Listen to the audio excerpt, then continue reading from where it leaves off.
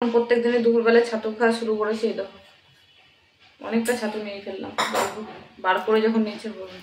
আর আজকে ছাতু খাবো আর একটা জিনিস দিয়ে, সেটা হচ্ছে গুড়। গুড় দিয়ে ছাতু খাবো আজকে। দিদি দিয়েছে, দিদির বাড়িতে ছিল গুড়। আর এই দেখো আমি এখানে থালে জল দিয়েছি, জল মানে প্লেটে জল দিয়েছি, তারপর রেখেছি, কারণ পিঁপড়ে লেগে যেতে পারে। পিঁপড়ে লেগে গেলে তখন নষ্ট হয়ে যাবে, মিষ্টি জিনিসে পিঁপড়ে লাগে। তার জন্য আমি এখানে নিয়ে নিচ্ছি জল দিয়ে। আমরা এইভাবে গুড় রাখি যাতে মানে পিঁপড়ে না লাগে। এই দেখো আমি এখন গুড় দিয়ে ছাতু খাবো, যেটার অপেক্ষায় ছিলাম এতদিন ধরে। আমি এটা বড় চামচ রাখি, চামচটা দিয়ে গুড় তুলবো। গুড়গুলো এতটা ভালো খেতে না,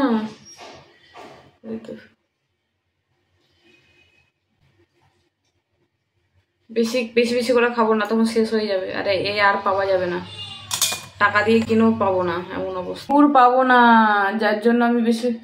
এমনি গুড় বাজারে কত কত পাওয়া যায়, কিন্তু এই গুড়ের কোনো তুলনা হয় না। দারুণই লাগে আমার খেতে। এখানে নিয়ে নিয়েছি আমি গুড় আর ছাতু। আর ওই টেবিলে কেটে রাখা হয়েছে আম। আম দিয়ে ছাতু দিয়ে গুড় দিয়ে খাবো, দারুণ টেস্ট লাগবে খেতে। তোমরা কে কে ছাতু খেতে ভালোবাসো? চিনি দিয়ে খাওয়া ভালো, কিন্তু চিনি দিয়ে খাই, কিন্তু চিনি দিয়ে খাওয়াটা ভালো না, যার জন্য গুড় দিয়ে খাচ্ছি।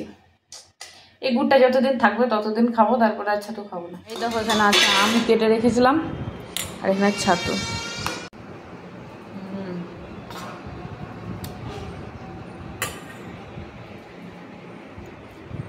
দারুণ লাগে।